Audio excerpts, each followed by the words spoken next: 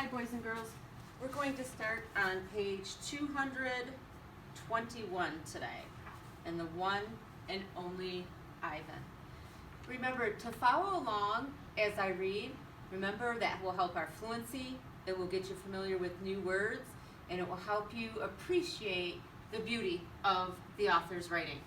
So we're going to start with the next morning. I watch Mac's car slam to a halt in the parking lot. He leaps out.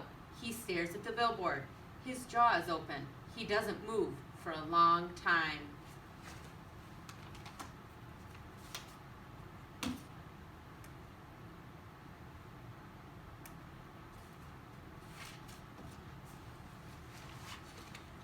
Mad human. A mad gorilla is loud, but a mad human can be loud too, especially when he's throwing chairs and turning over tables and breaking the cotton candy machine. Phone call. Mac is kicking a trash can across the food court when the phone rings. He answers it, red-faced and sweating. What the? He demands. He glares at me. I don't know what you're, he starts to say, but then he stops to listen. Who? Julia who? He asks. Oh, sure, George's kid.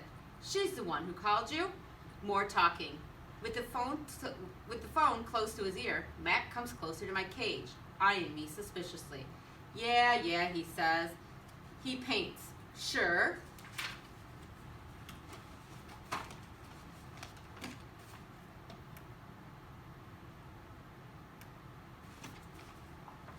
We've been selling his art for quite a while now. There's another long pause. Yeah, absolutely it was my idea. Mac nods. A smile starts at the corners of his mouth. Photos? No problem. You want to see him in action? Come on down, have a look. We're open 365 days a year. Can't miss us. We're right off of I-95. Mac picks up the overturned trash can. Yeah, I think he'll be adding more pictures. It's a, what do you call it? A work in progress. When the call is done, Mac shakes his head. Impossible, he says.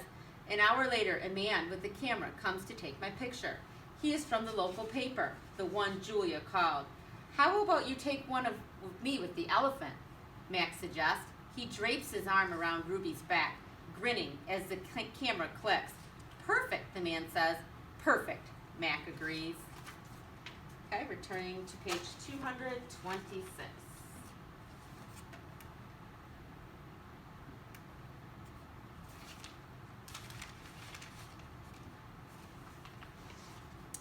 A star again. A photo of my billboard is in the newspaper. Mac tapes the story onto my window. Each day, more curious people arrive. They park in front of the billboard. They point and shake their heads. They take photos. Then they come into the mall and buy my paintings. While visitors watch, I dip my hands in fresh buckets of paint. I make pictures for the gift shop and pictures to add to the billboard. Trees with birds, a newborn elephant with glittering black eyes, a squirrel, a bluebird, a worm. I even paint Bob so he can be on the billboard too. I can tell he likes the picture, although he says I didn't quite capture his distinguished nose. Every afternoon, Mac and George add my new pictures to the billboard. People slow their cars while they work. Drivers honk and wave.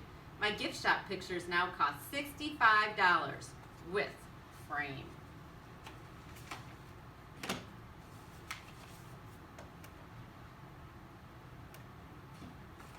Page 228, The Ape Artist. I have new names. People call me the Ape Artist, the Primate Picasso.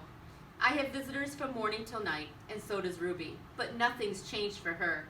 Every day at 2, 4, and 7, Ruby plods through the sawdust with Snickers on her back. Every night she has bad dreams. Bob, I say, after I've soothed Ruby to sleep with the story, my idea isn't working. Bob opens one eye. Be patient. I'm tired of being patient, I say. Interview. This evening, a man and woman come to interview Mac and also George and Julia. The man has a large and heavy camera perched on his shoulder. He films me as I make my pictures. He films Ruby in her cage with her foot roped to the bolt in the floor. Mind if I take a look around, he asks. Mac waves a hand. Be my guest. While Mac and the woman talk, the cameraman walks through the mall. He pans his camera right and left, up and down. When his eyes fall on the claw stick, he stops. He trains his camera on the gleaming blade. Then he moves on.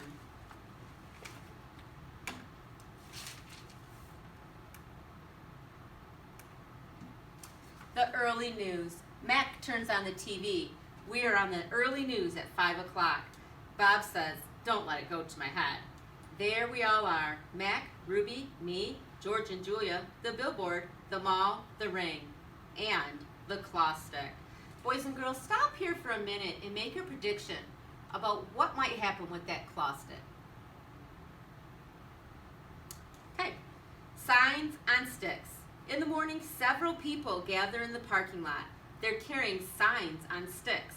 The signs have words and pictures on them. One has a drawing of a gorilla cradling a baby elephant. I wish I could read. I'm hoping that you can add to your prediction here. What do you think is happening?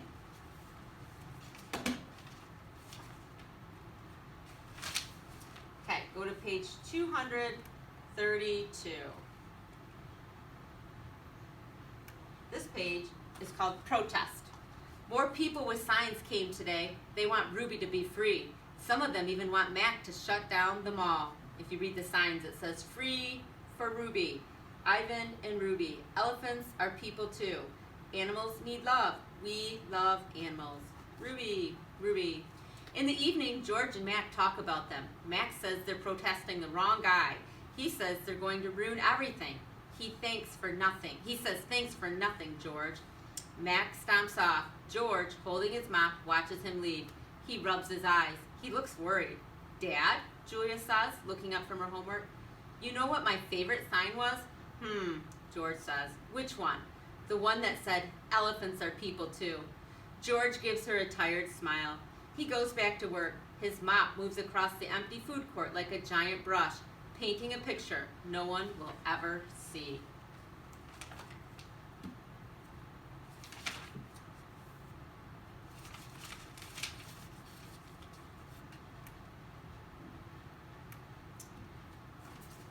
Check marks. A tall man with a clipboard and a pencil comes to visit. He says he is here to inspect the property. He doesn't say much more, but he makes many check marks on his paper. He looks at my floor. Check. He examines Ruby's hay. Check. He eyes our water bowls. Check. Mac watches him, scowling. Bob is outside, hiding near the dumpster. He does not want to be a check mark. Free Ruby. Every day there are more protesters and cameras with bright lights. Sometimes the people carrying signs shout, "Free Ruby, free Ruby." "Ivan," Ruby asks, "why are these people yelling my name? Are they mad at me?" "They're mad," I say, "but not at you." A week later, the inspecting man comes back with a friend, a woman with smart, dark eyes like my mother's. She has a white coat on, and she smells like lobia blossoms. Her hair is thick and brown, the color of a rotten branch teeming with luscious ants. She watches me for a long time, then she watches Ruby. She talks to the man. They both talk to Mac.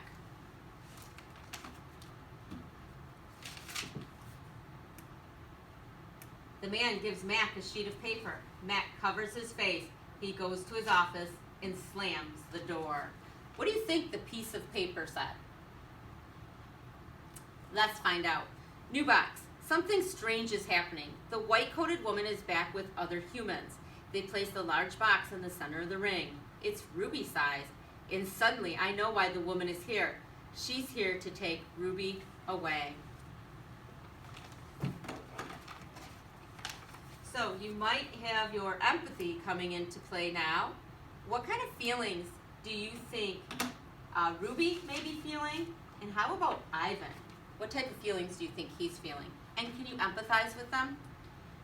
Next chapter, training. The woman leads Ruby to the box. She places an apple inside. "Good girl, Ruby," she says kindly. "Don't be afraid." Ruby inspects the box with her trunk.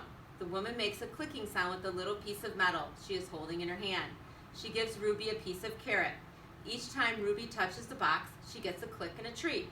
"Why is she making that clicking noise?" I ask Bob.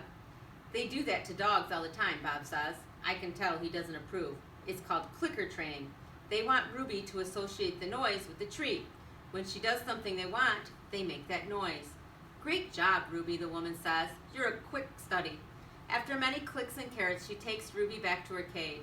Why is that lady giving me carrots when I touch the box? Ruby asked me. I think she wants you to go inside, I explained. But there's nothing inside, Ruby says, except an apple. Inside that box, I say, is the way out. Ruby tilts her head. I don't get it.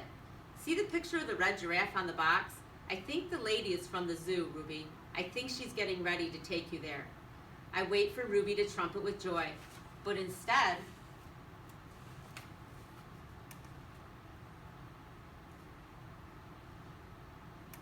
she just stares at the box in silence. I don't know about you boys and girls, but I'm getting kind of a pit in my stomach thinking that Ruby may be leaving Ivan. I'm not sure you understand. That box might be taking you to a place where there are other elephants, I say. A place with more room and humans who care about you. But even as I say these words, I remember with a shudder the last box I was in. I don't want a zoo, Ruby says. I want you and Bob and Julia. This is my home. No, Ruby, I say. This is your prison. Okay, we're going to stop there for today, boys and girls. But I really want you empathizing and have a conversation with someone in your family, what empathy means and who you're empathizing with at this point, okay? Ivan and Ruby are both facing a struggle, but they're learning some tough life lessons.